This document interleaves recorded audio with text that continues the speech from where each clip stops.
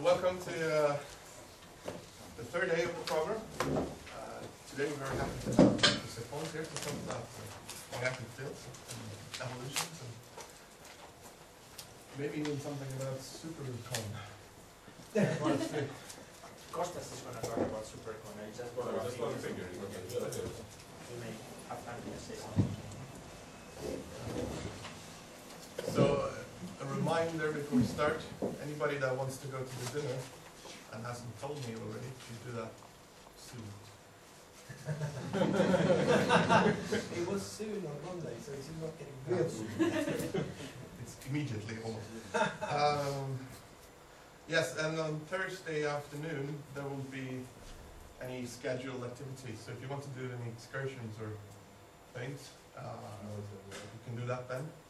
And if you need or want some input from us locals, you can talk to me. Or Don't talk to me. Don't talk to Nils, but you can talk to me. And Costas has been here as well, so he knows some stuff. Nice, obviously. I think one of the reasons they have the same interest as Costas.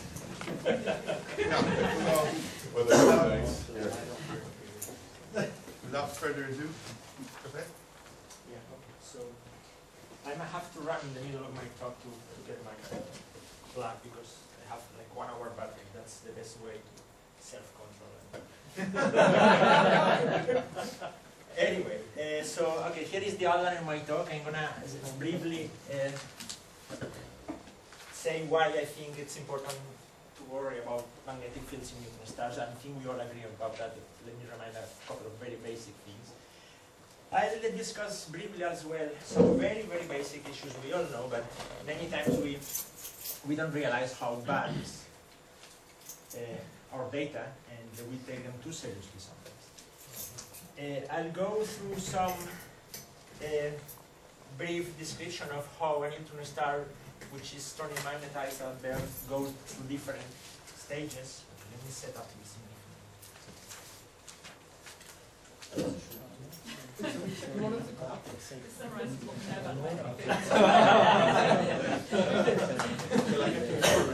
Yeah, I think if you can. Do you know where it's on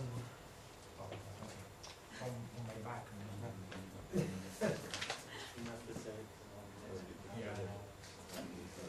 It has a different setup for battery or power.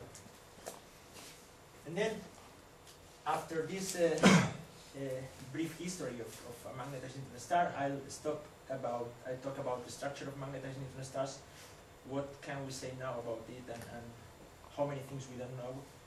I'll give a short reminder about thermal evolution, because it will be needed to understand some of the things I'll discuss later.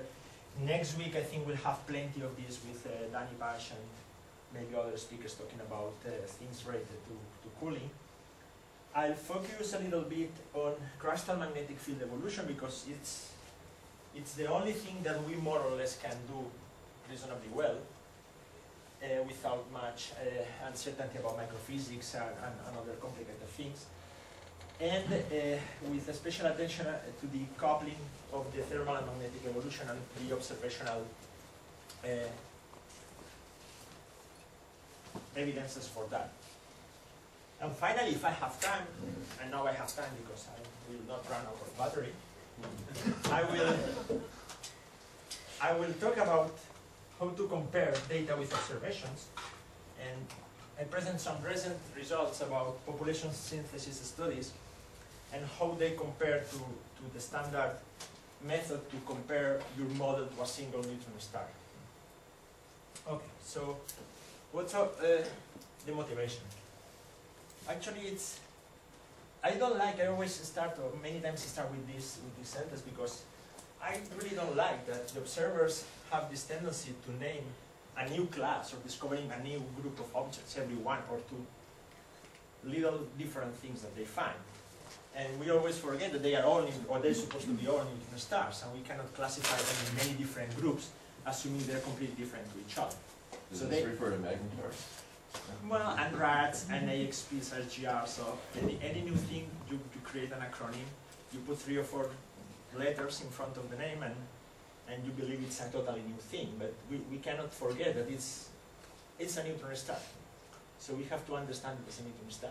On the other hand, theorists, every time that there is a new observational data point that is a little bit different from what is supposed to be, they like to put all sorts of exotic matter or exotic physics in it to explain it. So the question I want to ask is, what would be the neutron star model, including just the most basic stuff, the minimum reasonably well-known physics we know, or we can really do, that can explain as many as possible different objects? Let's try to focus on this question first, and then if there is some few objects that don't fall within this class, then we can begin to think about exotic physics. But let's not start assuming everything is weird from the beginning. And there is one thing we know, right? Neutron stars, or at least I think we would agree that they have magnetic fields. So, are we allowed to call the neutron stars with very weak magnetic fields new Lear classes? no. Why should we? About the small. They are small, but they do have some magnetic field, right? So even if it's small, it's there, it may have some effect. So what happens is that usually you can read many papers when you say, oh, we neglect magnetic fields for simplicity, or we neglect magnetic fields because whatever. And the main reason, at least in my case, is that I don't know how to do physics with magnetic fields most of the time. So since I cannot do it, then I just say, okay, let's remove this part for simplicity. But it's not the case, and in many cases it's important, so we should really begin to think about it. Another interesting question is that if we introduce magnetic fields in all its effects, are the new degrees of freedom we have able to help us understand the different connections between the different families and classes and stuff? So is that helping to make a great unification picture whatsoever of neutron stars if we have extra degrees of freedom given magnetic fields? Now, most of what we know about magnetic fields are summarized in this diagram. That's the P dot diagram, and there are about 1,000 pulsars in there, and what we do is very simple.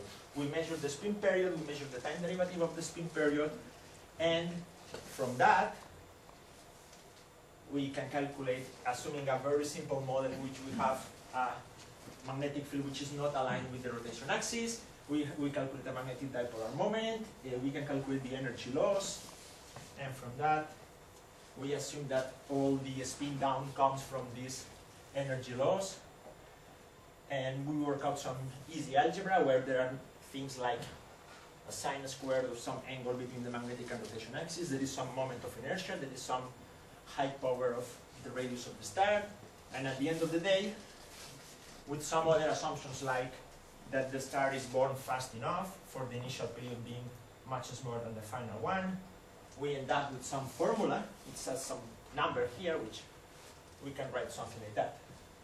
So if we measure the period and its time derivative, we measure the magnetic field. Now, it's not difficult to see that that number is unknown in 99% of the cases. Even that number is subject to uncertainties of a factor of few. Not to mention that number, Jim was telling us that this could be like maybe 10, maybe 15 kilometers, and it's a high power of it. So it's not easy to figure out that there is an uncertainty factor of few, up to a factor of 10. So sometimes I feel like we don't know what we're doing when we engage strong discussions about, for example, why this magnetar is more active than this other one, if its magnetic field is about a factor of 3 smaller or something like that. And that Well, could, The power of r to the sixth is misleading because I also has. I has a power of r to the Few square, powers. there is a square root, but in any case, there is a factor of 5 there, okay? It could be as high as a factor of 10. So sometimes we engage strong discussions about why one object, which is a factor of 3, has a factor of 3 smaller magnetic field, is more active than others, has larger field. It might be just wrong. I mean, it's just, we don't know. It's a big uncertainty. There's a big error bar in this measure.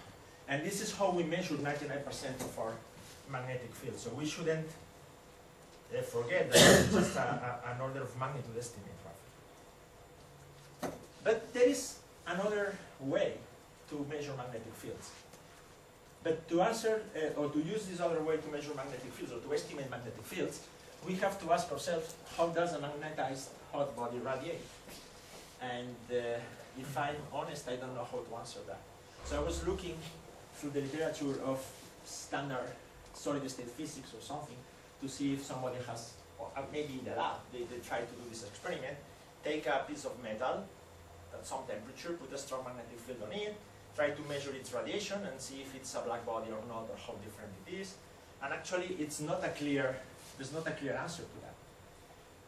So, but let's assume that we somehow figured out how does it radiate. Now we have yet another problem, which is how are those emitted photons from the surface, wherever it is, processed through the magnetic atmosphere and the magnetosphere, and that's not an easy problem either. But let's assume that we know everything.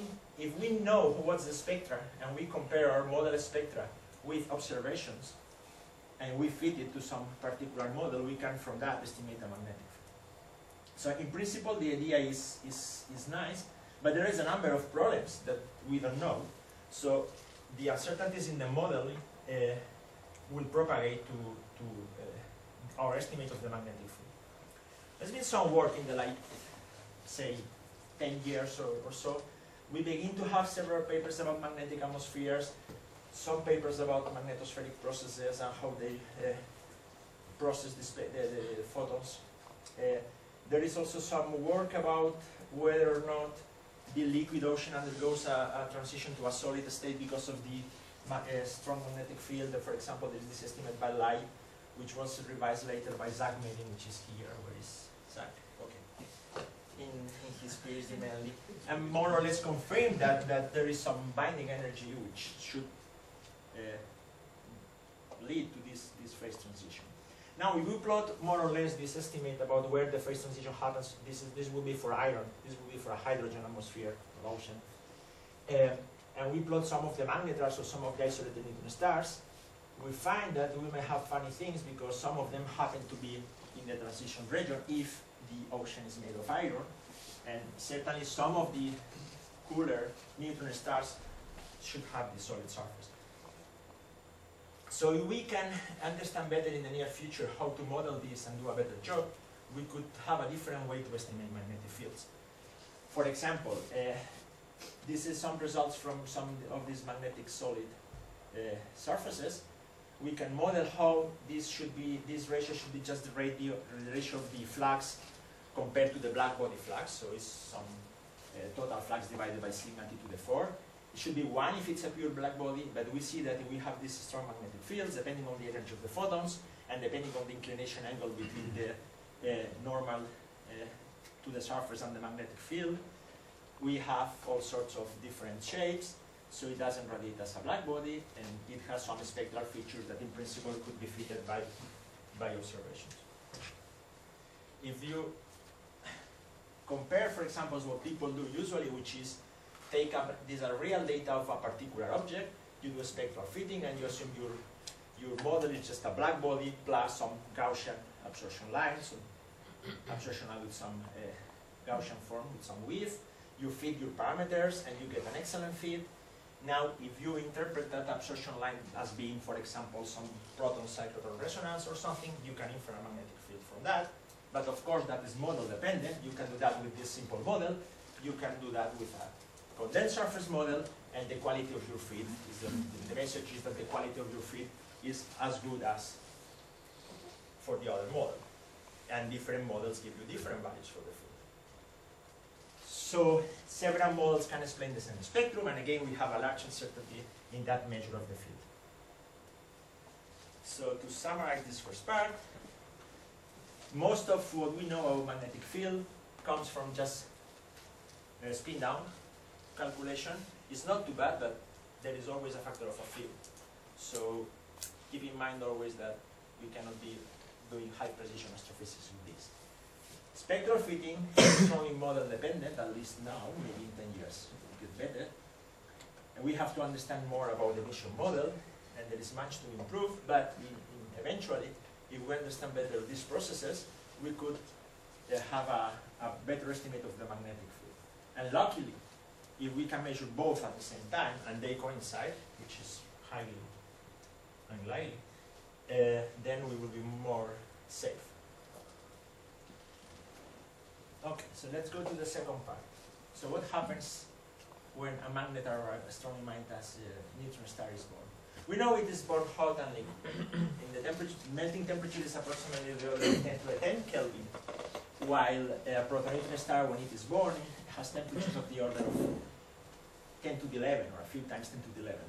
So it's more than 10 times hotter than that, which is also much higher than the critical temperature to undergo the superconducting phase transition. So it's a fluid, and hydrodynamics is appropriate. And if a strong magnetic field is present, then we have to do magnetohydrodynamics, so MHD, assuming that the electrical conductivity is large enough to neglect resistivity and other dissipative effects, which is usually the case. Now, there's been quite a few papers in the last few years about what are the stable MHD equilibrium solutions, and it seems to be some agreement that a pure dipole, the classical model with just a pure dipole, is highly unstable by many reasons, and the MHD equilibrium must be established a short time after birth, and it has to be something like a more or less dipolar kind of thing with some strong toroidal field confined in a not so big region close to the equator of the star. That's what some simulations seem to show. So that's all we know. We could also try to do this problem from a different point of view, which is some perturbative approach. We assume that this star is almost spherical, so we just use the magnetic field as a small perturbation to the star, and we can show that it can be reduced to some sort of Grad-Shafranov equation, where in the simplest case, and with all sorts of approximations, we can model with just two equations, which we have some term which give us the Lorentz force, and some other parameter which give us sort of the ratio between the internal toroidal field and the dipolar field. Of course, this is just an approximation because there are many open questions. For example, is MHD valid? Well, we'll come to that later. There are issues about composition because most of these calculations use just a polytropic equation, some barotropic formula. See, you have a stratification that may change a little bit, and there are new terms there. There are questions about ambipolar diffusion, whether or not it is effective to dissipate that field in a relatively short time scale. In any case, I don't think that can act in a time scale shorter than the time needed to undergo the transition to superconductor state, in which case this is not valid anymore. So, also it's exponentially to minus lambda to minus. yeah, those are just relativity terms, so it's just redshift kind of things. Forget about them. It's just a second derivative times some. It's just a sort of a spherical Bessel equation with some relativity corrections and some source then due to the Lorentz force. Does the formation of the crust have any impact on this? Yeah, I'll discuss that in a minute. Okay, so if you plot your solutions of these simple equations, you get something similar to what you expect, which is you have a large-scale toroidal field, and you have a toroidal field which is living only in, say, that region. Here is a snapshot of the profiles of the r, theta, and phi component along the star. This is the radius of the star normalized to the star radius. So you see that the toroidal field is up there. And if you look at the value at the surface of the radial component at the pole, which is that, you see this is of order 1. and you find out that there is a magnetic field inside which is larger. Same order, but maybe a few times larger than what you measure outside. And that depends on your parameter choice. But typically that's what you get. But you can never get something like 10 or 100. You can push it to get 10 or 100, but the price you pay is that you have to reduce this region to a very, very thin region. So And still with the surface field of 10 to the it's 12. still with the surface field the same value. So the price is this is the ratio of the toroidal to poroidal field. You can increase that guy, but that guy, this is a sort of a spherical Bessel equation. So this plays the role of the wave number of your function. So if you increase this ratio, it's like having a larger case. So you reduce it to smaller scale. In any case, even in those extreme cases in which you push your model, it's really hard to get, and I'm being very, very optimistic here, it's very hard to get electricities larger than 10 to the minus 6. That's So, the B field of 10 to the 18. well, 16 or so, but you're very much compressed or whatever, okay? So it's really, and this is pushing too much. So the message is that, 10 to the minus 6 would be detectable. yeah, it would be detectable. That's kind of the ultra strong case.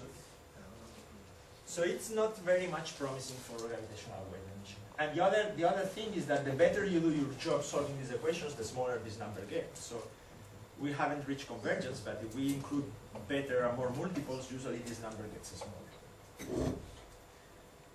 Now, the point is that even in this simple model, you have things like this free parameter, this wave number whatsoever, the relative ratio of the toroidal and poroidal field. You always have a free parameter.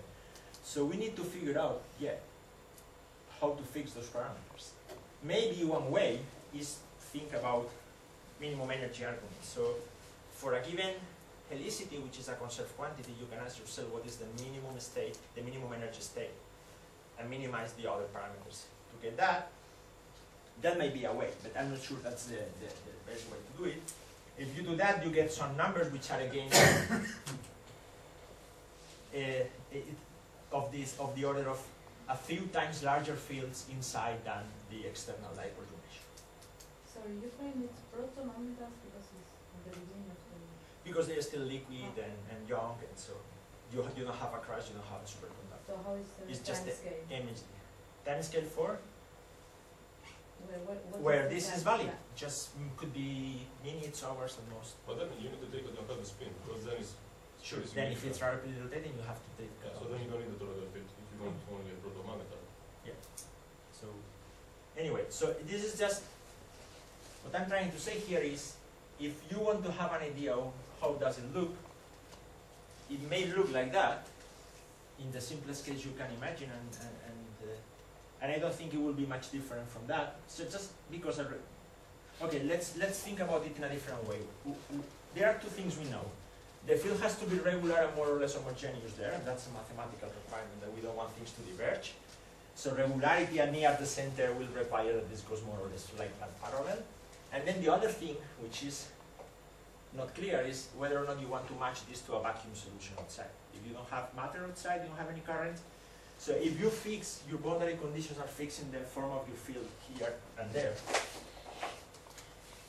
So you are like doing, I know my field has to go like that here, and I know a certain vacuum solution here, and now I have a sort of equation which I can complicate, but that equation is a differential equation that has to match this guy to this guy, so I don't have much freedom. So even if I do funny things and I put rotation and I include more terms and stratification, it won't look much different from that, because it's fixed by boundary conditions. Of course, if you relax your boundary conditions, you will change your shape. So how reliable is the vacuum approximation outside? At the very beginning, when the system is hot, electronizing.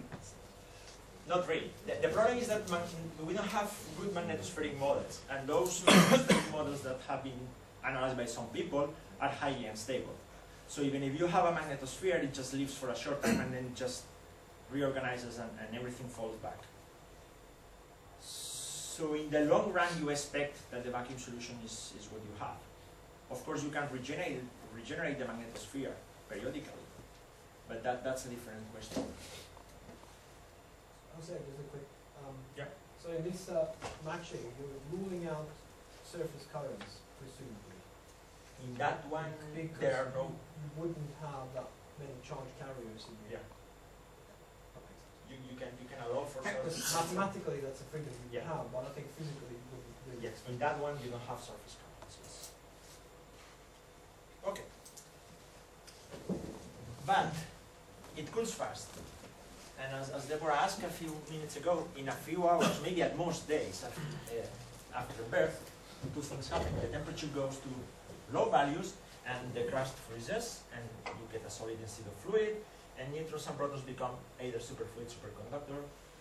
So if you were happy with MHD, I'm sorry that this is not valid anymore, neither in the crust or the core, so you have to worry about things. To show you how it happens, for example, these are, okay, this is a little complicated, let me explain this figure. Too many lines here. So this is the core region, this is the radius 8 kilometers of the star, and this is stretched, so you see that the scale is not, this is about 1 kilometer, this is the crust, this is the core. And this is these are temperature profiles normalized to the critical temperature to undergo the superfluid superconducting transition.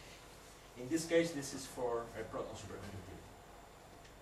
Now, these are temperature profiles at a given time, evolutionary time. So when this line goes in a region below that red one, that region is a superconductor, and the region outside that is not. So you see that, for example, for this particular model, 5 minutes after birth, there is already a small region which begins to be superconductor, and then it grows to cover most of the core. But it doesn't happen in a regular way. A different model can have this transition at a different point inside the star. So it's not something happening from inside to outside or the other way. No, you don't know. It depends on your gap. And the same thing happens in the crust. I'm plotting here is just this gamma factor Coulomb corrected with the Coulomb factor, which is when it is higher than 175, we assume it is a solid. If it's smaller, it's a liquid. Now, after 5 minutes after birth or so, in the inner crust is already solid, while the outer crust is not. But a few hours after birth, like 1 kilometer or half a kilometer of the inner crust is already solid, while the external part is not. So everything is dynamical and complicated. So Yeah. So have you done a similar thing for the neutron superfluidity? Yeah. Is it about the same time? It's about the same time. Everything is about the same time, and everything depends on your particular choice of gaps, which have different density dependence and stuff. So. But let's say that in a matter of at most days, you will have a big part which will be superconductor, and a big part will be solid. So may I ask, this just means that the crust freezes from the inside out. The inner crust freezes first. Yeah. So you have an ocean. Yeah, you have an ocean, a large ocean at the beginning, then the ocean gets smaller and the crust gets bigger. Of course, these time scales are not relevant for the neutron stars we observe because they are all much older than that, so you can assume they are like zero temperature things. But at the beginning, it's like that. Is the star still sloshing around at this 5 minutes, or more or less settled down? Dynamically, it should be settled down because the dynamical time scale is much shorter than that. So in principle, it should be more or less stable. Now, but if that wasn't complicated enough, then just Costas gave me this picture. Okay, 2 minutes ago. So that's a function of density. This is magnetic field strength in 10 to the 16 gauss, right? So that's 10 to the 16, 15, 14 gauss. And he's plotting here what happens in the crust of the core, actually in the core. What's the critical field to go to type 1 or type 2 superconductivity? So if you put magnetic field, magnetary strength magnetic field on top of that, you have not only a problem about when the transition happens, but also what type of superconductor you have and exactly when in the star you have one type or the other. So I think this is complicated enough, and if you want to say some words about it or something, maybe in the discussion later. Okay. Anyway, you want to say now? Now or later? Later. These are two different models, I'm sorry. They are two different. Yeah, there's one with a large energy gap for Cooper pairing and one for the small one. So we try to span the range between weak and strong superconductivity and superfluidity. So the point is, our magnetic fields in magnetars are so large that they're close to the critical value that breaks superconductivity as well. So everything becomes even more complicated. So, in the ideal world, if we want to do fully consistent magnetothermal evolution of neutron stars, long-time evolution, and we want to understand how they are born and how they look when they are 1 million years old, which is what we usually observe, what do we need? So the ingredients will be a given neutron star model. That's a structure, POV. If you want it spherical, you can do something a little bit more complicated. It's not probably necessary. Or equation of state, which we heard that there's many uncertainties yet there. We need to understand things about thermal evolution. So basically we need to solve some energy balance equation, and that's what is known as standard cooling of neutron stars. A problem here is that we found that there are similar evolutionary timescales for the temperature and the B field. So if one happens to evolve much faster than the other, that would make our life easier because we can look at one thing first and then the other. But they seem to have similar evolutionary timescales. So you have to kind of couple. Then you have to worry about magnetic field evolution. First, let me focus in the crust. In the crust is easy. I will discuss this later. Well, it's easy. It's easier than other parts.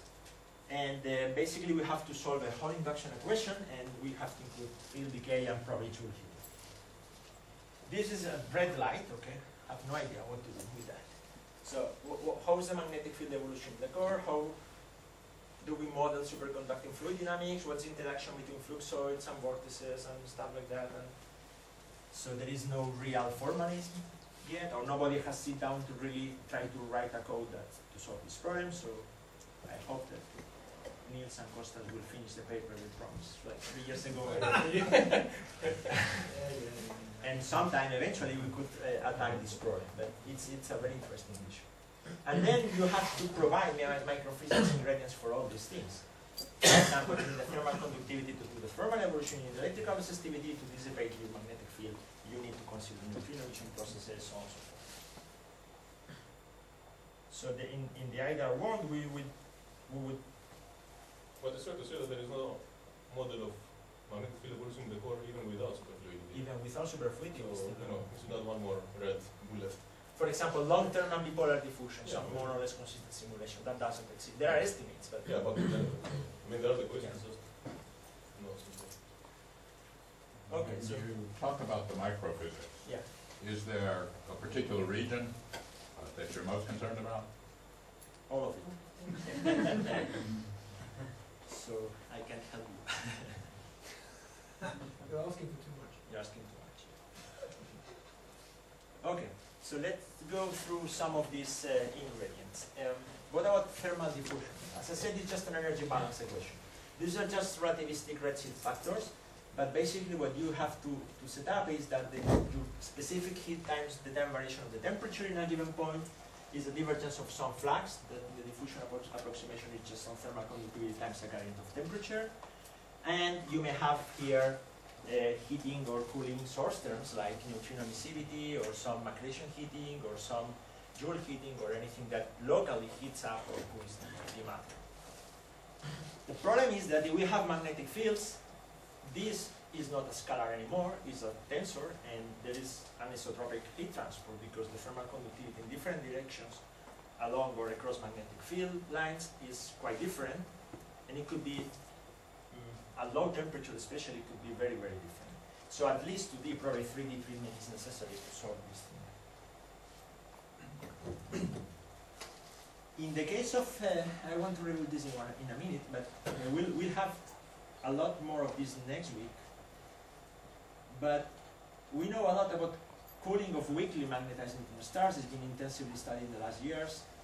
And just to give you a brief summary of it, we could classify the cooling of neutron stars in say, two families or two classes. Like what we call fast cooling, when there is some direct Turka process or there is some fast neutrino emission process going on, in which the temperature really drops in a very short time scale of a few years or 10 years, and then we expect observing stars which are much colder in average than in the standard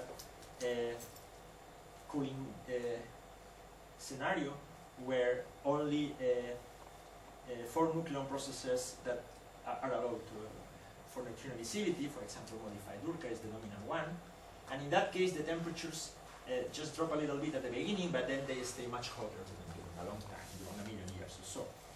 So the point is that there has been a lot of discussion in the literature about whether or not there are some objects which are cooling faster than others, or whether or not this can tell us something about the interior physics of the neutron star. Of course, this is much complicated because we can just play with the gap, the particular gap that we choose for the neutron and proton superconductivity and superfluidity, and we can move these curves up and down. But in general, in two extreme cases, we will have something which is cooling very fast, very shortly. So we will observe neutron stars with temperatures of the order of, say, lofty 5.5 or so, and in the standard case, it will be of the order of 10 to the 6 Kelvin. I'll come to this, I want to show this now because I'll come to this later with some other effect of magnetic field on top of that. Now, but the first effect of magnetic field is that, as I said, since the thermal conductivity is a tensor, naively, if you have this flux which has different parts and you can decompose your vectors in this way, and you know that one of them is much larger than the others, naively you can say, yeah, if I want my flux under control, I want the small fluxes because I want a more or less steady state. If this guy is very large, I want this guy being very small. And this guy being very small meaning that the isothermal surfaces are aligned with the B field. And that's what you get.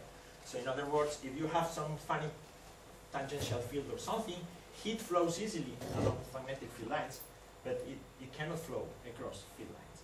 So isothermal surfaces tend to align with this, and that depends very much on the geometry of the field. For example, if you have a strong toroidal field confined to a narrow region, it acts as a blanket and isolates the inner part from the outer.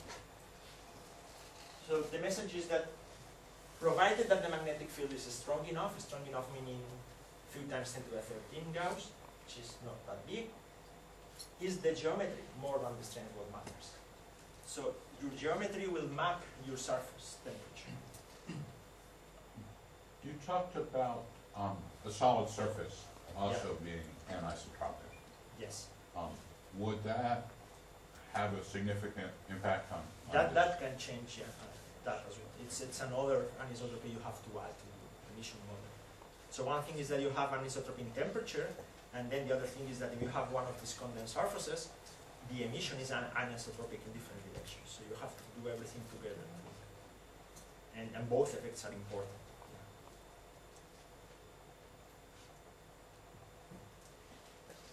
Another issue is the envelope.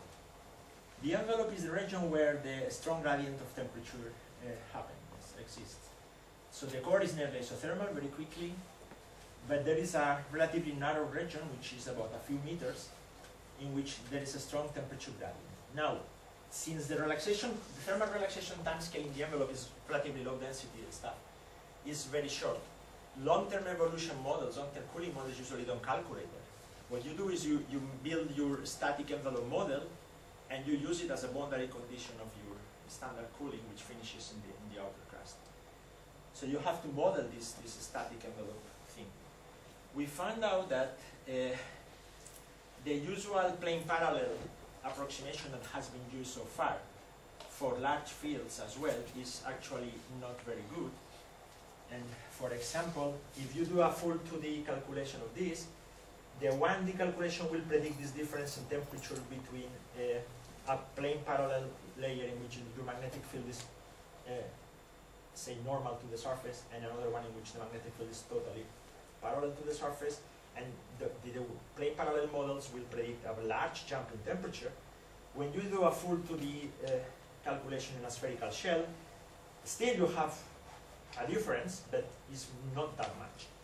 So it's very important to revisit all these models and not use 1D plane parallel envelopes anymore if you want to work with strongly magnetized neutron stars. Now, another effect of the magnetic field is that probably you will have Joule heating. So if we have currents, electronic currents in the crust, and there is some finite resistivity, we know that currents dissipate and they put some heat. So the first thing we can ask is, do calculate by some sorts of dimensional analysis or energetics argument, how much heat can we put to get a given temperature. So let's assume that we have some magnetic energy that we want to dissipate in a given time in a crust volume or in a part of it, and that let's assume for simplicity that all that energy is radiated as black body radiation from the surface.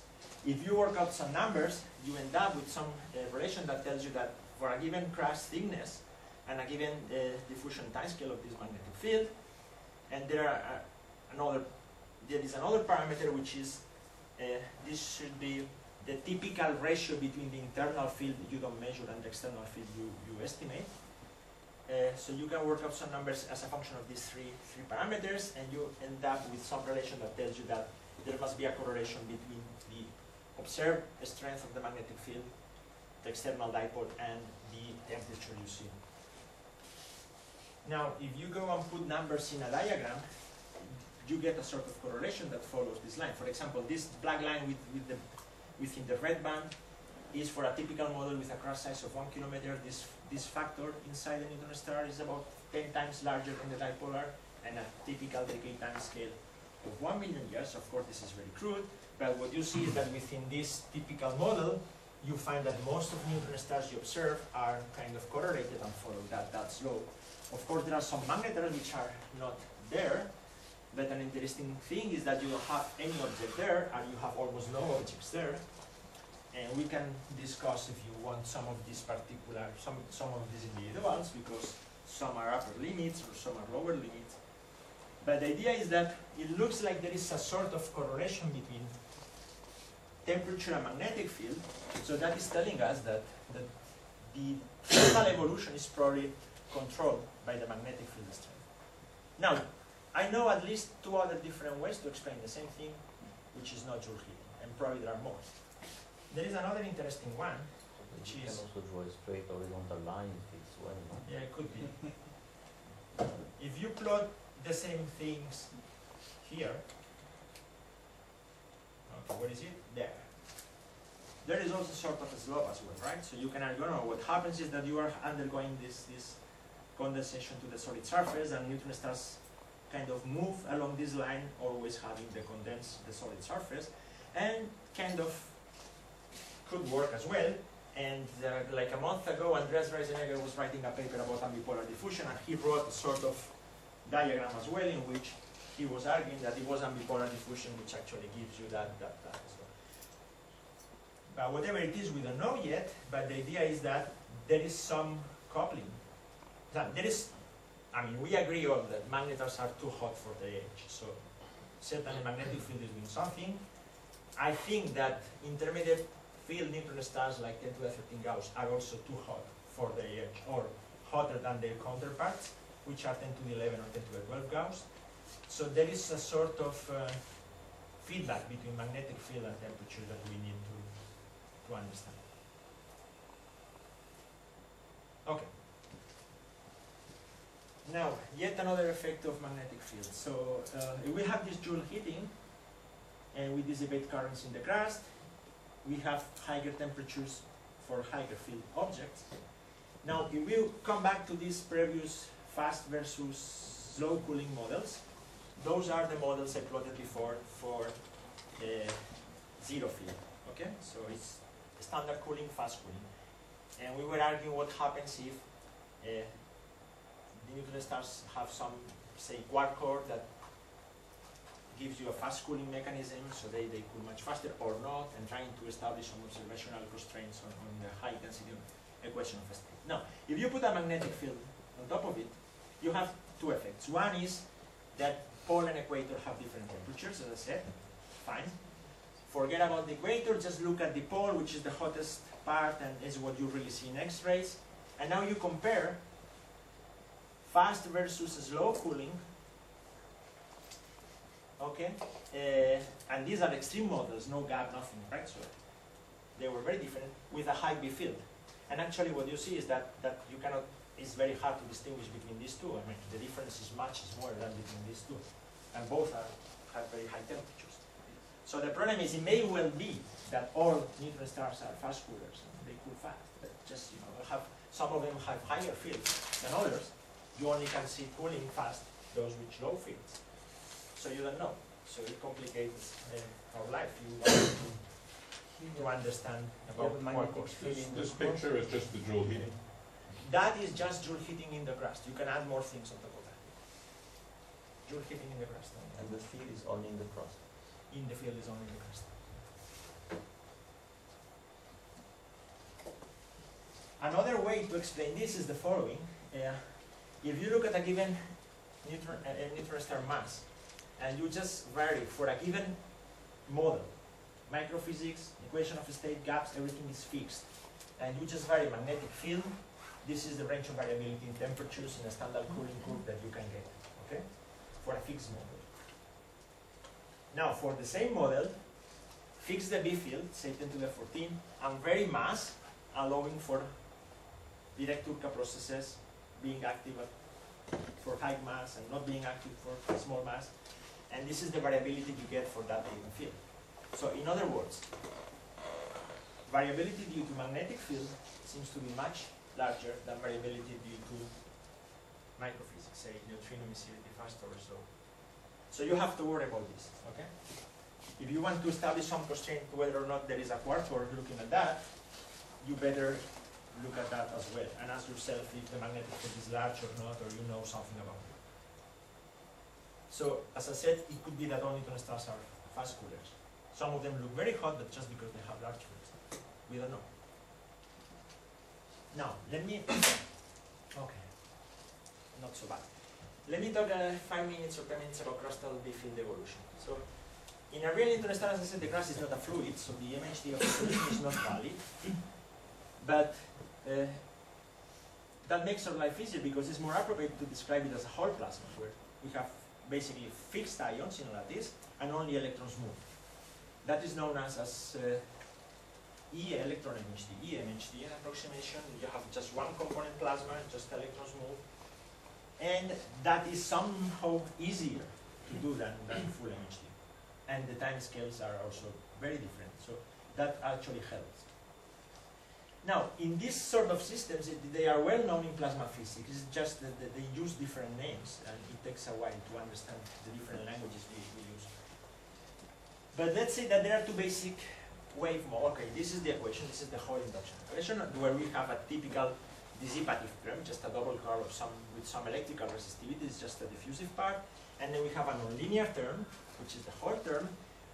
Basically depending on the electron density, doesn't depend on temperature. This guy depends strongly on temperature.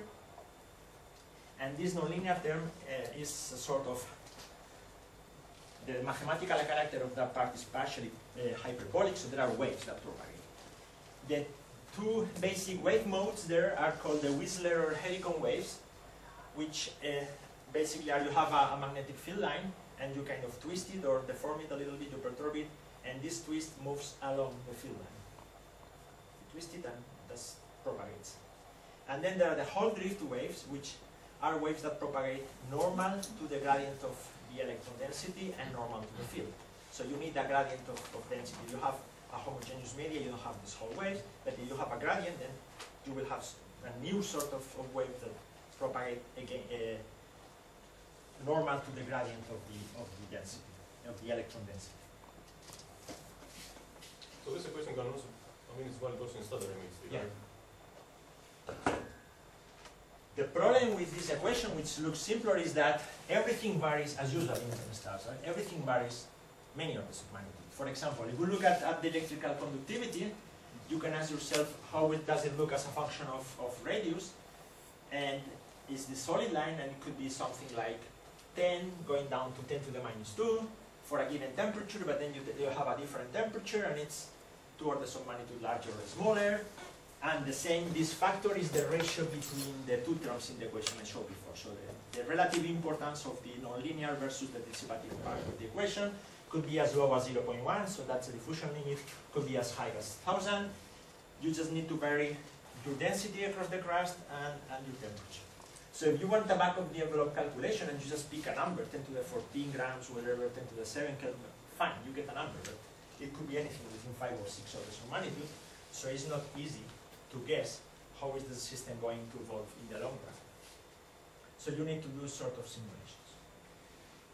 Okay, so what I'm going to discuss in the 3 minutes is the results from some simulations of a crustal magnetic field evolving in the long term. As I said, I don't know how to do the core, so let me ignore the magnetic field in the core. Let me put a perfect superconducting boundary condition and evolve all the magnetic field in the core. Now, in these pictures, I'm going to show toroidal field lines, are these white lines, and the color scale is going to show the toroidal strength with different signs, so red being one sign and yellow the positive sign, meaning field lines go in one direction if they're red, the other direction if they're white, and then there will be the real age running number here up there, okay, so in kilo years, so that's 1,000 years old. So what happens if you have a relatively weak field, like 10 to the 13 Gauss, and you put some initial model, whatever it is, and let it run, and what happens is that nothing happens. You have diffusion in a time scale of about 1 million years. Yeah, you'll see that there is some small drift towards interior because of this whole term that drives. So in other words, currents like to live in the region when they have larger electron density and larger conductivity, so they can flow easily. So you have a drift of this toroidal field inside, but then everything is quite, steady and homologous, and you just keep diffusing magnetic field for the whole life. There is nothing catastrophic happening, okay? Just diffusion. So diffusion dominates in that equation. If you go to 10 to the 14 Gauss, which is already, say, a moderate magnetar strength at birth, what happens is that you have some more activity. The nonlinear term begins to be important. You begin to launch some of these Whistler waves. So you twist field, and this twist is propagated towards the north or the south pole, and there is some inversion of the polarity of this toroidal field. But after, say, 100 or 200,000 years, the system kind of finds a sort of a steady state, and is mostly diffusion what happens after that. With some funny structures, so it's not a dipole, it's a sort of octopole or something, but that's fine. So there will be some active stage during some 100,000 years or so, in which you can have frequent crustal breaking and stuff, because of course all these things create a lot of stresses.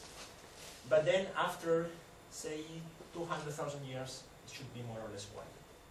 And Which way is the stress on crust? Is there something?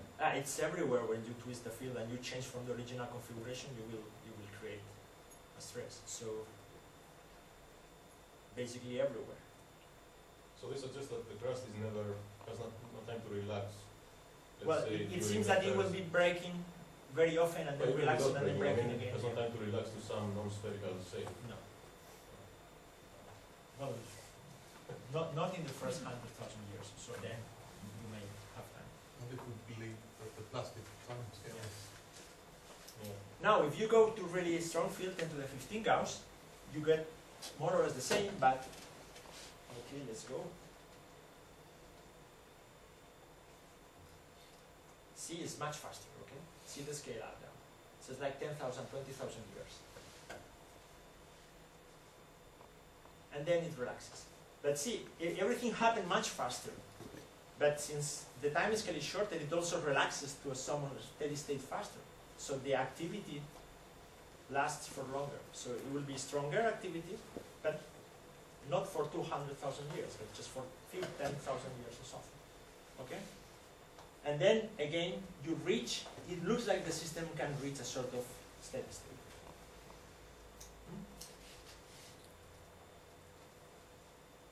Okay. These were symmetrical models. If you have a model in which you can impose symmetry with respect to the equatorial plane, you may have the same thing, but just, a hotter pole, and these whole drift waves will move in just one direction, and you can create a strong asymmetry between north and south. So you can play with this initial model and do whatever you want. And then it will move up again for some more time.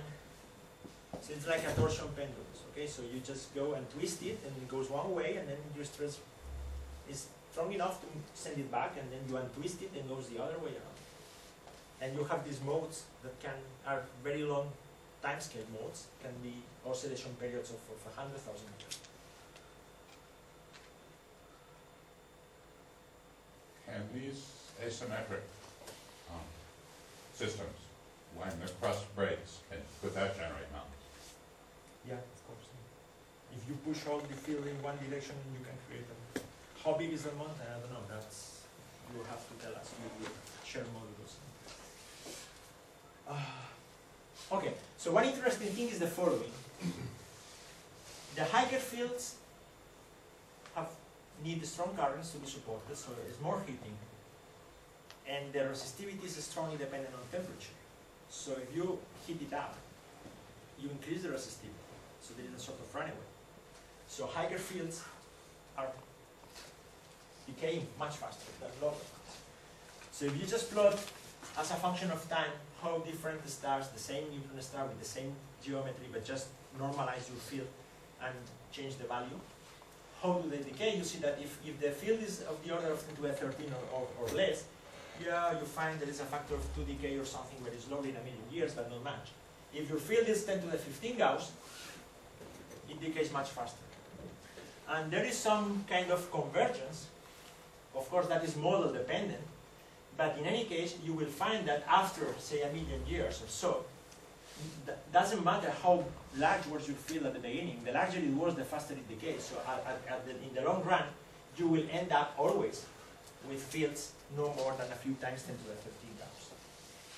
So that's an observational proof of it, right? If this model is correct, you shouldn't be able to see a magnetar which is too old. If you see it, then the model is wrong. Okay. But it's an interesting effect because there is this feedback between magnetic field and temperature. Okay, so what spin rates do you reach in a million years? Few seconds. So, okay, so I'll show you something what about would be typical periods. magnetar spin? You can, still? it's consistent with typical magnetar periods. I'll show you some plots later. I see that very little happened for, let's say, 10 to the 5 years, and then it goes fast. Yeah, that's because this is mostly diffusion. So in these models we couldn't implement the whole term in the long run to calculate that model yet. Okay. So this is just diffusion. 10 to the 5 years is when you go from neutrino to photon cooling. So Yes. the star cools fast. Right. So that because then the whole term dominates, becomes enormous at that time. No, there is no whole term in this. So there is no whole time. So what's happening? This is just Joule. This is just Joule heating, yeah. Yeah, in these simulations we couldn't, I mean, we wanted to do many, so we couldn't include the whole term here yet. If you have the whole term, maybe you get faster dissipation at even earlier times. So this is just Joule. There is no whole term here. But then why does it evolve fast when the star gets cold? Why does no? Because the star gets cold up there. Because the star. Okay. You are thinking about the standard cooling without B field. So since the field is large, the star is kept warm a longer time. So actually, when the star cools a little bit later, so about there. So you have to do the coupling thing. One of these stars will cool much later than one of so these basically, stars. then the field does not evolve when you reach Yeah. to the 6 years because the star is frozen. Yeah. Because the activity is too high. Right. Okay. So you have to wait until the star can really, And the it field drops. goes below a certain limit that doesn't affect much, doesn't put much Joule heating to let it cool fast enough. So that's why you have to reach some kind of critical field, which is a few times into F13. More than that gives you a lot of temperature in the crust. But then when you put the whole term, then the omega tau is going to. Right. That's another interesting question because then after that million years, then the whole term is going to dominate clearly. Enormous, and then Something else will happen. Yeah, some other catastrophic stage could be there. But we obtain this rapid cooling, I mean this field dissipation when we put this phenomenological formula in the cooling, not in the field evolution. When we simulate it and put some field decay with the whole term, we obtain some decay at about 10 to the You can mimic 10 some to a sort 3 of years. decay. Yeah. So of If you course include the toy. this is not the final word. The interesting effect is that it kind of tells you that you will never find an old magnet, which something. Okay, so summary of this part. There is a Hall stage which can last a few kilo years, and this is very active. You have all these Whistler and Hall waves stressing the crust. That obviously will give you frequent glitches, flares, wherever you want. And there will be timing anomalies in the when you try to measure first or second or third derivatives of your spin down period, because the magnetic field is not constant, it's just moving around.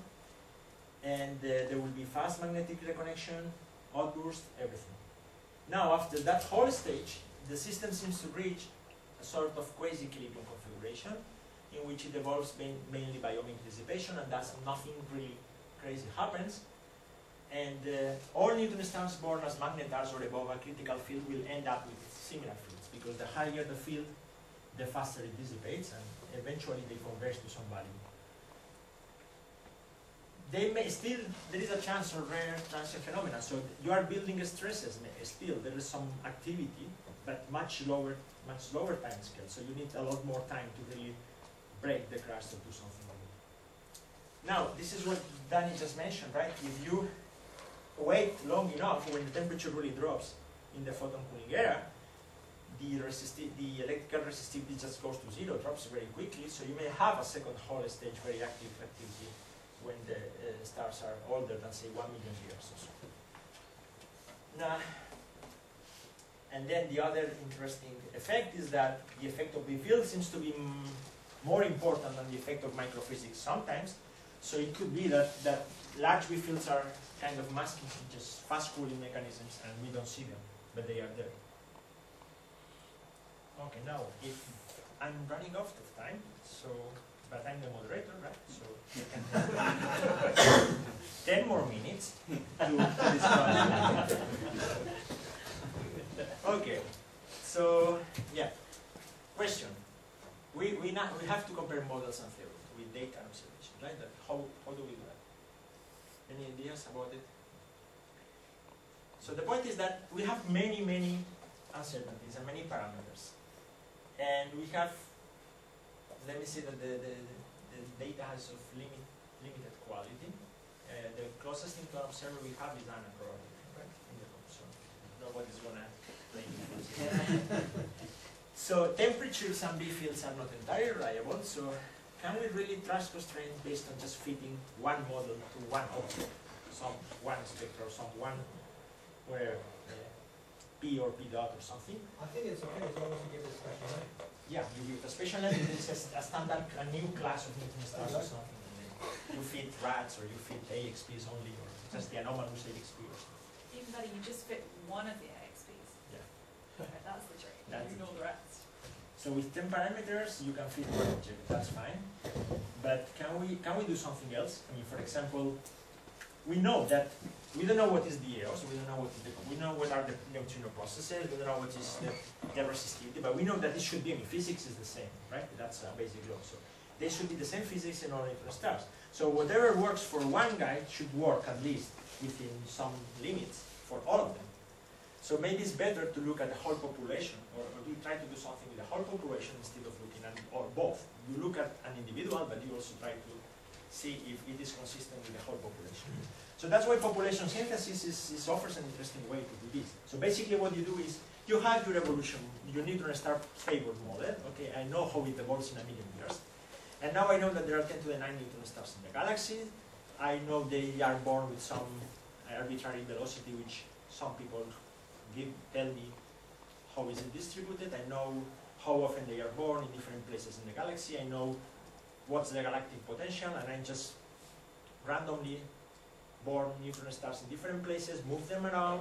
Then I ask myself, how many of these can I observe from here, and do some statistics and look at their period distribution, their Bayes distribution, their temperature distribution. And ask myself if statistically I can explain different or large populations or not for a given model. And you can do that for different sorts of observations. For example, if you look at nearby thermal emitting neutron stars, so basically the Magnificent Seven and a few more, you can do this log n log s studies, which is basically you plot the number of stars you see above a certain flux in a given instrument. This is for Rosat all-sky survey. So how many objects do I see with a flux in that instrument above a given number of counts per second? And you just put, this is the brightest one, the second, the third, up to 10 or whatever you have. And then I take my neutron star model and I do a simulation to see what's the prediction of that model. For example, for one of these models I show, now I increase the B field, and this is the prediction, the number of objects I will see above a certain flux for each of them. And you find out that for some B fields, you clearly over-predict the model, and then the model, for some large fields, the model would predict so many neutron stars that is inconsistent with your field. So You're you can, assuming that all neutron stars have the same B field? no, you have, well, you can assume, in this case, you put all the same B field, but I'll show you now that you can play with distributions of B field, or distributions of masses, distributions of everything naively, okay? But for a fixed B field, you would say, okay, if all of them have the same B field, it has to be some value between that and that. Of course, they don't have all the same B field, so you can make it more complicated and assume, for example, assume a log normal B field distribution with two parameters, the central value of the distribution and the width. And you can ask yourself, you can do a chi-square contour level saying, okay, what's the central value and the width of the distribution that best fits the number of observed objects? And okay, these are chi-square contour levels for 11 degrees of freedom. So to give you an idea, 1 sigma is about here, so the red one should be about 1 sigma, and 3 sigma should be by here. So what you see is that there is some degeneracy. So basically everything here will explain the same thing, but at least you know something, okay? The funny thing is that this is actually putting limits on the number of magnetars, because this white line is for this log normal distribution, the line corresponding to, I don't remember, it was 8 or 10% neutron stars larger than 10 to the 14 Gauss. So basically what this is saying is that you can put as many as you want which are low field because they are not visible or they are barely visible, but you cannot put many which are large field because otherwise you will see a lot of them and you don't. Another way of plotting this is that if you just put different Gaussian distributions along this line, they all fall the same and they all explain data. Okay? So there is degeneracy here, while if you choose some other Gaussian distribution function for the magnetic field, it doesn't explain data. So you have a sort of constraint. Of course, it's very crude, but you have sort of constraint. And the constraint is telling you that any reasonable model which creates about a 10% magnetars will more or less explain the nearby thermal emitting neutron stars, which are sort of all magnetars. Now you can go to the whole population of galactic, not only the 10 close by thermal emitting neutron stars, but all magnetars in the galaxy. And then you can do similar game saying how many have a luminosity larger than a certain value, you plot the magnetars, you have your models, and again the models that worked before kind of go through the expectations. So I don't have time to discuss this in very much detail, but you can talk later if you want. But the point is that this is consistent with also with the magnetar galactic population. Moreover, you can go and look at radio pulsars and say, okay, I have my favorite model, whatever it is, and I know that something is born there and evolves this way in the PP dot diagram. Since I have magnetic field decay, large field neutron stars don't evolve like that, but they just drop somehow. And then I can look at my magnetic field, this initial distribution function, evolve radio pulsars and compare with observations. And I'm showing you two typical realizations, one without magnetic field decay and with the parameters fitted by Fauché and Vicky Caspi a couple years, 3 years ago. And they fitted very well the period and the B field distribution function without field decay. I'm showing here that with one of these models that can fit the nearby thermal emitting neutron stars and the magnetar population with field decay, you can fit as well as those also the pulsar population. So it's consistent. And the difference is that, of course, you need slightly larger average fields in average because they will decay in a factor of 2 or 3 in a million year time scale. Right? So the message here is that let's try to do something better and not look only at individual objects, but consider large populations and work a little bit with statistics, even if statistics is low number statistics, that we can have stronger constraints from this sort of analysis than just looking at one particular object. Okay, so that's the summary of this last part. So after we introduce magnetic fields in the game, there are even more parameters. So it's a highly degenerate parameter space, so how do we fit this? And I think that maybe simultaneous population synthesis studies of different families, different classes are a promising method to be more serious about putting constraints on the internal physics of neutron stars. And actually both things are needed. You may need local variations to explain individuals, but you cannot forget that what you want to explain is the whole population, not only one object. And, okay, and so as a moderator, I stop here. Thank you.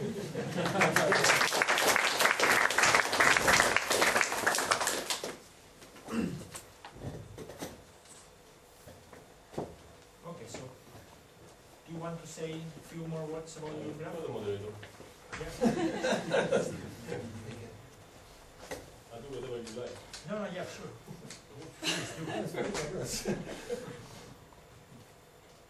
Take some questions. Let me find. Well, I can take some questions. Let's do some questions first.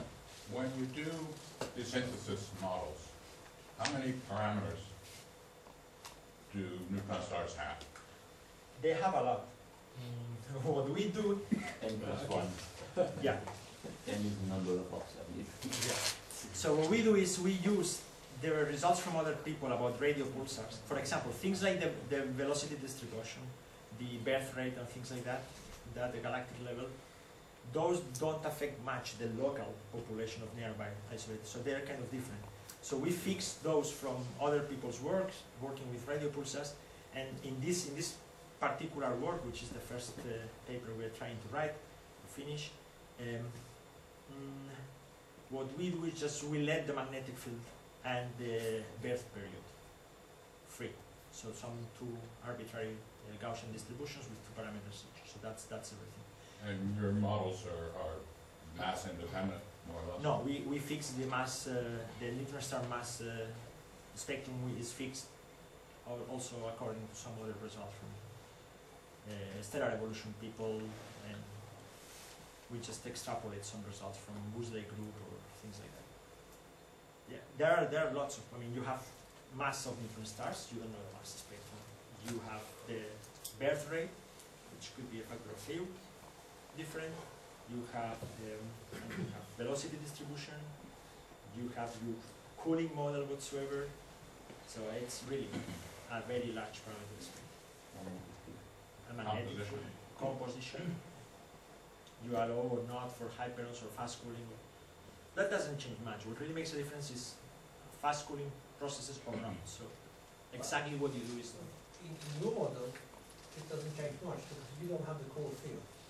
You don't have any of the core physics really included. Yeah. Well, no, I have all the core physics but the magnetic. Well. I mean, I have the matter is there, right? So Yes, but you don't have any dynamics in that sector, so it doesn't really matter to you if you've got some exotic condensate or whatever. But then those are transient phenomena. So we are interested in long run. So we want to do population synthesis of million years old neutron stars. Sure. So we cannot model transients at the same time. No, I'm not thinking about transit. I'm saying that if you, for example, have some exotic superconductivity that everything in the core, that might affect how the magnetic field evolves. Yeah. So in this case, when you have the field in the crust only, it's under control. Yeah. So are you worried or not by the fact that if you fit the population too well, you never need a core field? Okay, yeah, that's right. That's a very good question. So yeah. What this is telling me is not that the model is the best and it fits everything, so it works and we don't need a core field. What this is telling me is that the combined effects of magnetic field only at the level of the crust, have enough freedom, or give you enough freedom to fit everything reasonably well. And that works, because you can conclude that you will never have the enough data or enough quality in your data to really fit other interesting physics, because already magnetic field in the crust gives you a lot of freedom. So and that works. What's polarimetry going to do for you? Is that going to help? Sorry? Things like X-ray polarimetry. Is that going to... That helps to fix sort of things like the surface thing. Yeah. Not really, but it fixes, for example, I mean, the condensed surface. That should be visible, right? That you will have polarized light or something. So, but doesn't help much about what's going on inside. Yeah. It's more an atmospheric, magnetospheric kind of thing. Yes. If you have field-aligned thermal diffusion, there can be cases where you can have an instability. But I think this is mostly studied in cases where the gas is very low density. Yes. So has this been looked at? Is that of no relevance in this case here? Yes. I don't remember the number of instabilities that people looked at, but it's large. It's like 10 or 12 different types of instabilities. Here, gravity and the high density of matter helps in the sense that the inertia is very large. So You mean to stabilize or what? yeah, it stabilizes almost everything. But it is, of course, the combined action of gravity and field-aligned diffusion which leads to the instability. So that's an analogous instability to the MRI, mid-rotational instability, and this, I forget the name of this, thermomagnetic instability or something, has been studied also by Steve Bargos and with simulations by Jim Stone. No, certainly there is lots of MHD kind of instabilities that need to be studied carefully here. So, because, for example, all my discussion about the static MHD solutions, we only calculate the static things. We don't know. We actually, or as far as I know, nobody has really done a serious stability analysis of all these models. So they may be unstable. So we don't know. But it's quite hard.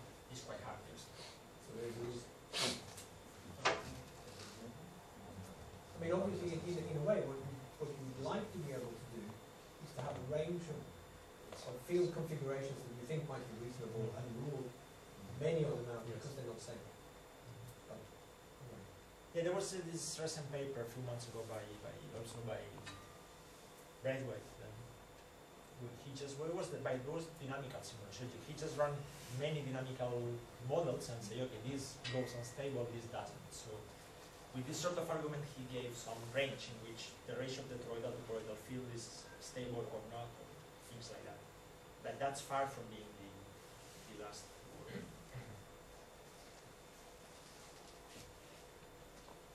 So how large can be the ratio between the external field and the internal field for the simulation that was? Usually we use numbers which are a factor of a field to 10 times larger inside than outside. That's the typical numbers. As I said, you don't want it. I mean, you don't want it too large inside because that's also a problem. Right? So for these minimum energy arguments, when you look at minimum energy, you'll realize that if you put too much toroidal field or too much toroidal field, the energy of the system for a given elasticity is larger. So, but that's not a strong argument. That's the only thing we can do now. So what is the related question is, what is the strongest internal magnetic field given observed or deduced values of magnetic field from magnetars? So it's 10 to the 3 times 10 to the 15. So times, say, I wouldn't be surprised if there are fields of the order of 10 to the 16 or 3 times 10 to the 16 inside. That's the safe side, I would say. But getting timing, the fields from timing from magnetars is very unstable. So there's quite big uncertainties, I think, on that estimate. And we're pretty certain it's not just dipole. As well, so.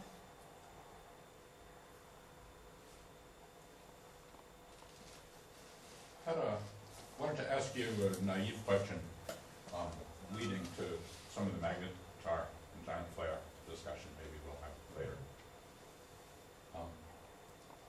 I'm struggling to get kind of a zeroth order picture for the geometry of the crust breaking in a giant flare, if that's the right model. And so the question from your strong magnetic field evolution, is there a hint as to the geometry?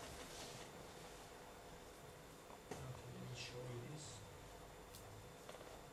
I calculated this number here. Okay, let me show that. So just for fun, I took this model. It's okay. I assume that the initial model is relaxed and there is no stresses. I can calculate locally the stress in different directions and compare that to the shear modulus locally. And obviously what happens is that when you follow one of these models and stop it there are lots of regions when the field is very much curved and there is even some magnetic reconnection there. And you go locally and it's much larger, the magnetic stress or same order of magnitude as the shear modulus. So in principle, in all those regions that's going to be breaking the crust all the time. But there is no regularity there. So if you want some geometrical pattern or something, I don't think it does. It could be breaking everything everywhere, so there is no rule for that.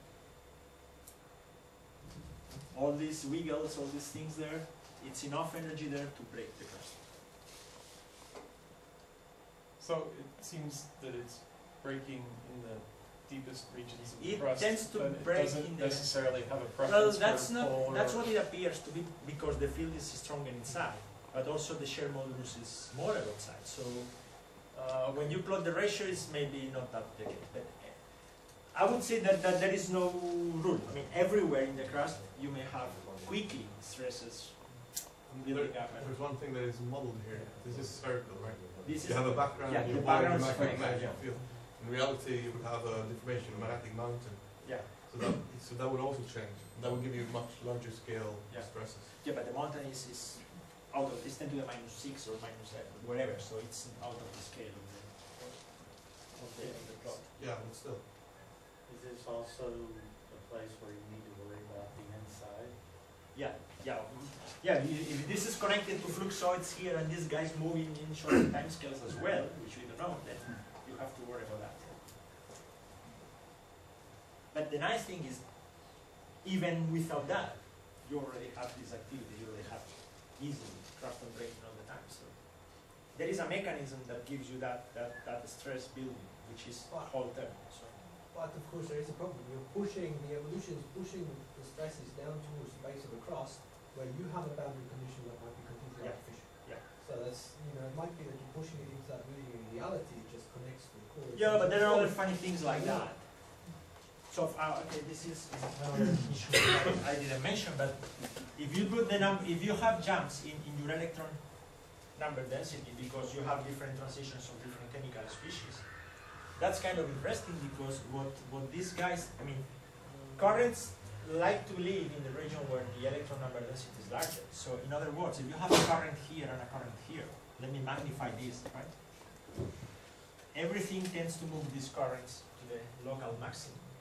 So locally you may have, even in intermediate regions in the crust, if you look in detail in these things, But why will you have jumps in the electron density? different composition. Yeah, sorry, but I Z. don't. But Jose, I don't buy that because that's at the local microscopic level. If you look at the way a real crust works, It's just all jumps, average. jumps in Z It's all across the average. crust. Yeah, but in reality, there's no sharp transition. It's all average with mixed layers. If you look at people really believe that, but there's no such thing. I mean, if you have oxygen and then you have carbon, there is a jump in Z. So sharp. What No really you sharp have on to the scale do is as you you have to have do a there. Gibbs across the. You have Exactly. So there's no sharp. Yeah, there's no sharp. on the scale that you you have to there. do a Gibbs in every. Exactly. And so that's going to be smooth. So I I don't think exactly. Well, Same. I don't I'm believe. not sure of that. Well, I think that's. I mean, you have like 10 meters, which is main carbon, then another 20 meters, which is oxygen or something. This is why the BPS is done by minimizing the Gibbs energy is because you don't have one composition necessarily of a particular depth. Right. You have a mixed phase between Exactly. the last And then composition. everything is going to be smooth. But no, it's going to be smooth, but nothing tells you that it's going to be monotonous. But I'm saying is No, that it doesn't. That's not the same. But this thing when Okay, people draw, let me plot it. sharp changes in Let me plot it composition, as etc., I think that's smooth misleading. like that, okay? Very smooth. What I'm saying is that if you have a local maxima somewhere, that could create some sort of local instability, even if it's not the jump, it's the maximum. But you see what I'm saying? It's always worrying when people look at and draw plots with very sharp composition changes and say, oh, this sharp change is going to do something very interesting for me. I think that's dubious. I think the question is, if you change the boundary condition to the core, is it likely that this result will change significantly? Right. Okay. I think that's probably. We have to do. Waiting for you to give me. That's right. No, that's not going to happen. If you worked on a paper for 3 years, there's no reason why you can't work on it for another 3 or 10 years. No, it's the kind of paper that no one really wants. So, I mean, I think you should request it. About cycles and lines. Yeah. What can you do about magnetic fields? Is there information about magnetic fields with magnetars from cycles and lines? Yeah, from electron cyclotron. Proton. Well, that was an interpreter for magnetars, proton cyclotron. I don't remember so.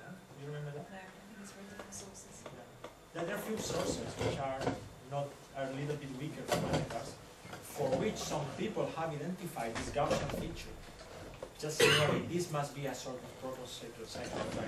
But there is no proof that this is real. Could be another thing, okay? You just see a depression in your spectrum. One interpretation is that's a proton cyclotron, right? Okay, but it's not the. It could be other interpretation. In fact, in some other objects, when one of two of these objects, they detected some higher order harmonics, and they say, okay, it cannot be a proton cyclotron, right? Because you shouldn't see the strength of the higher order harmonics should be much smaller than the width, so you shouldn't see them, right? So that is a little bit under debate now. Another question, do you see any correlations between velocities of pulses, neutron stars, and magnetic fields? We haven't looked at that. Because this series about there was some discussion, there are a couple of papers, yeah. Neutrino. There were a couple of papers trying to find a correlation between saying that whatever, high magnetic field are high speed pulsars as well, but it's low number statistics. I don't think you can say anything yet about that. Do you have any comment on the role of the neutron superfluid in the crust? I mean, in terms of heat capacity? Yeah, okay, so yeah, we'll have more next week, right? But if we have these superfluid phonons, we have these superfluid phonons, there will be a couple of talks about it, or just one talk, right, next week. So you have an extra agent to transport heat quite efficiently, if it works, in the inner crust, so that somehow this anisotropy at the level of the inner crust can be removed by those superfluid phonons, if they work, which is still. Well, I don't see this. That's yeah. More questions? But masquerading the fast-moving magnetic field, it deeply bothers me. It's your career is over. All right. No, but you have to figure when you show the temperature versus the field, so even the computer agrees with me. You can also draw an horizontal line and see no correlation at all. Which one? Okay, the temperature versus the field. And at a very high field, then it goes up. Yeah, okay. I think we have this. We have the same opinion, but we just that one. What we call high field is different. I mean, if you take out your red lines, which characterize the eye, it could be an horizontal line, and at the end, at very high field, then yes. I agree that below 10 to the 13, there's nothing. That's obvious. Okay, thank you. But you would also agree that above 10 to the 13, yeah, definitely. Yeah, there's something. Now, you have to take into account that not every object has to be on the line, because okay, these are evolving, so they are born up here, and they go down very quickly, right? But if you have things like this guy is very young, What's the error? The crab is very No, young. this guy is very young, and it's, where do you get the temperature? I get it much lower than that. Well, I don't know, this is already a couple of years old, so I haven't.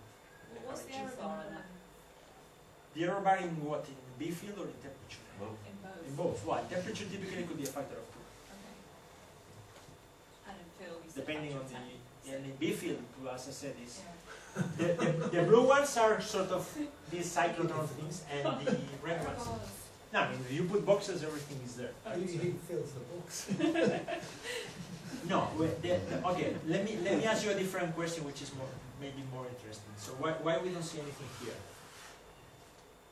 If there is no field decay, there is no effect of the magnetic field, and there is no extra heating, nothing.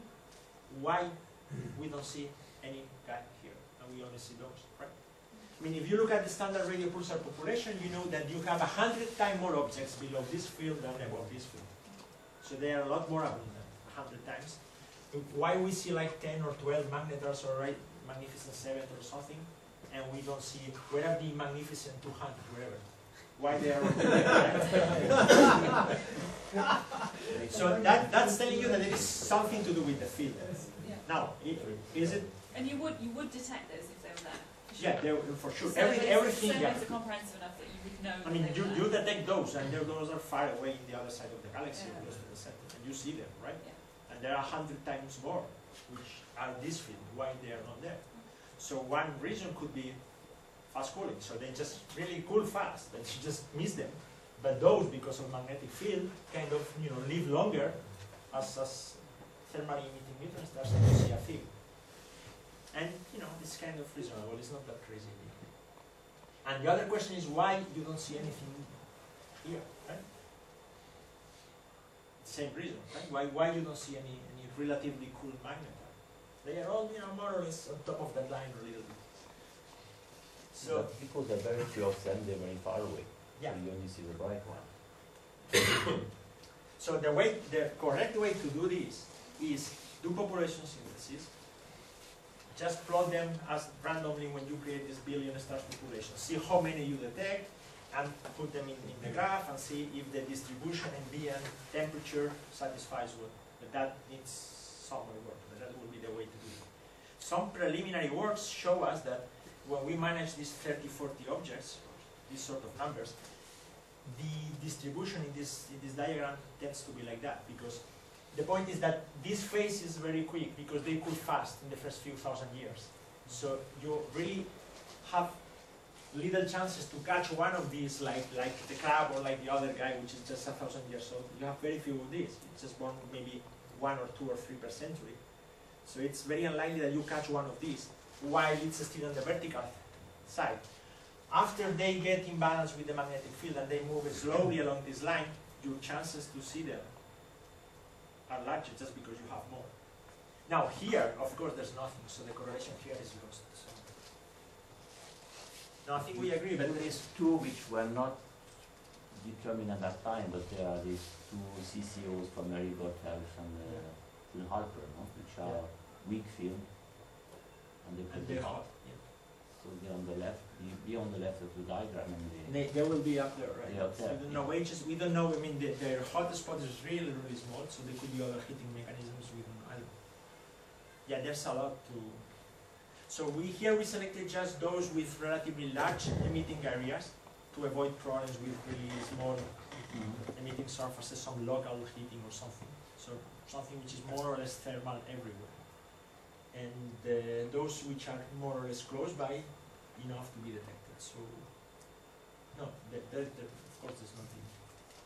And as I said, there are other things like the correlation could be explained by unipolar diffusion as well, as Andreas seems to point out, or this transition to the condensed surface or something like that. So there are other physical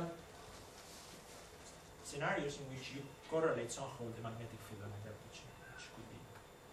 But I don't think this is just a selection effect. So it's, well, we'll see. Just a matter of waiting a few years and putting more terms there.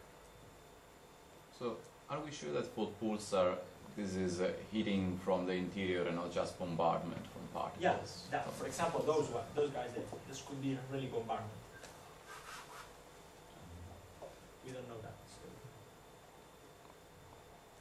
that's why maybe they're It's very efficient memory also. Yeah.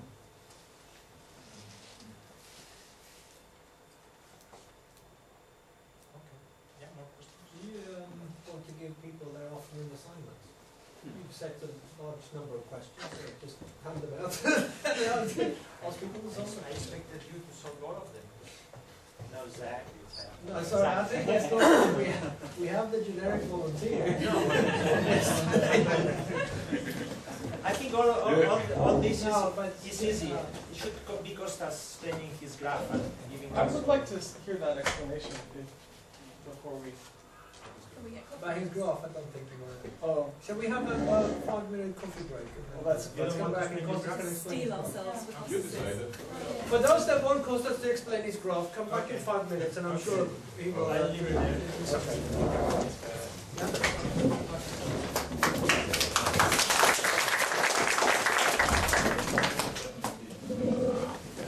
Yeah. Stuff out so I can Okay. read it, and so Okay. I'll send something. Maybe something. Okay. So you want to call? I'll just yeah, since You want to yeah, so I fixed that. What I'll do Would it is be nice if you just said you're missing something else? I think we'll try to do it. But I mean, you know, you could see that they were playing loud. Maybe it's the record that he's got made it out. I think that's enough. Yeah, so The coach came in and started playing. I haven't done that either yet.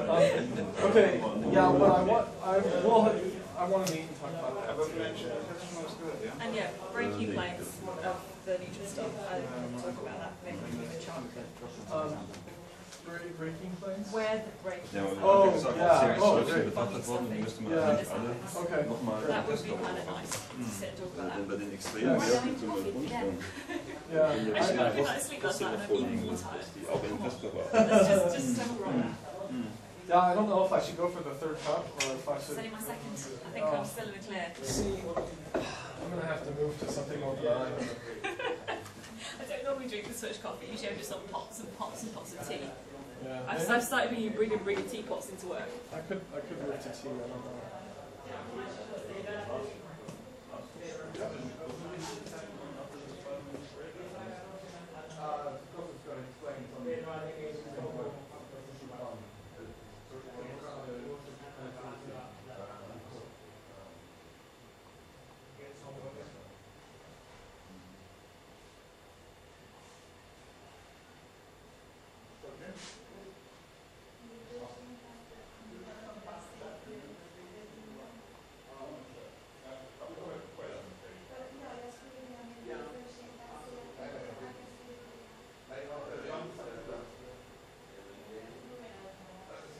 I don't know.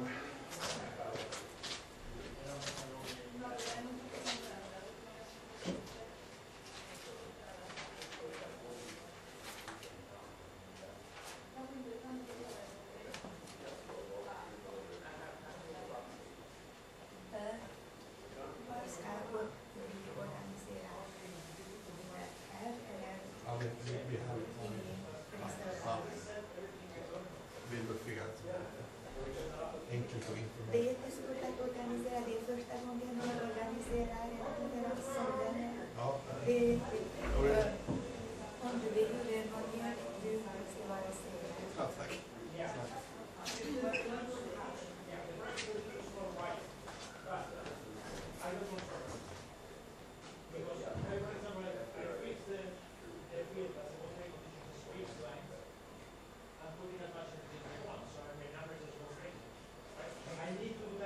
Consistent way, right? Like counting how much energy and cascading the total energy